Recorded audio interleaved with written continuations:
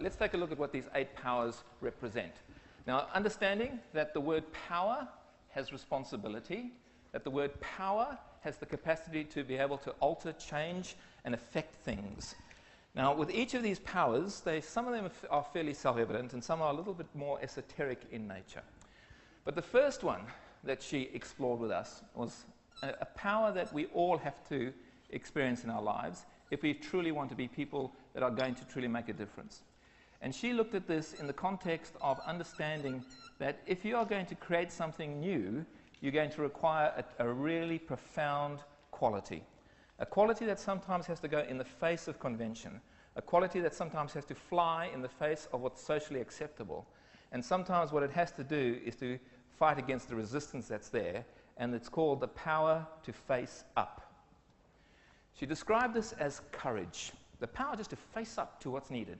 The power to face up to the injustice. The power to face up to where there's dysfunction. The power to face up to need and be able to respond to it. And we've had clear demonstrations over these last 2 days of individuals in this room who are demonstrating this as a living, breathing, daily experience, the power to face up. This whole idea of facing up, to have this courage in the face of conflict, etc. I saw this expressed in a corporate context of all places.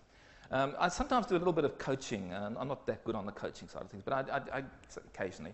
And I was asked to go to spend some time in Singapore with the CEO of a major chemical company. And evidently this guy was leaving a wake of destruction around him. He was very emotionally unintelligent, to use the vernacular.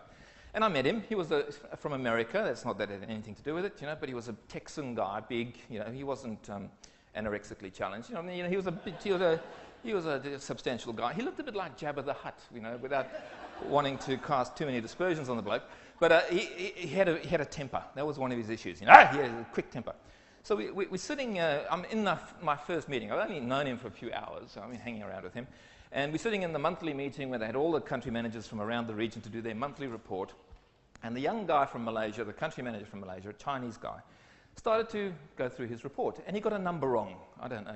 One of the numbers, he made a mistake. Well, this guy, the boss, just lost it. He said, "What? I told you yesterday it was 27%.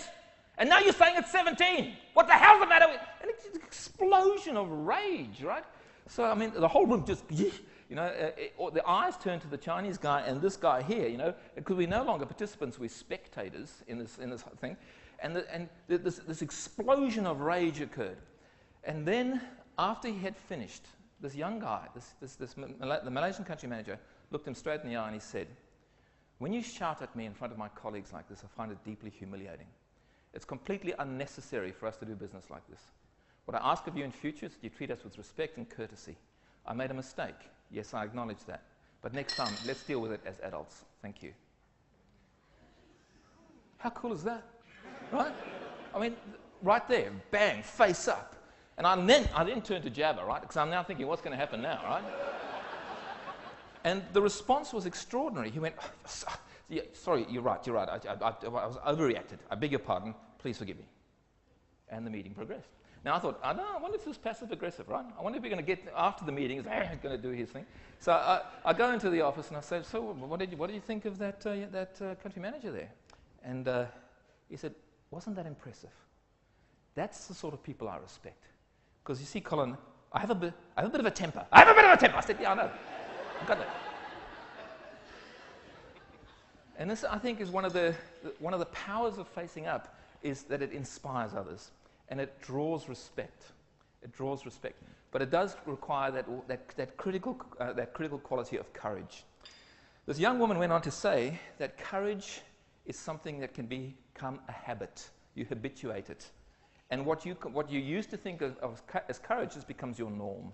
It just becomes your daily experience and your daily reality.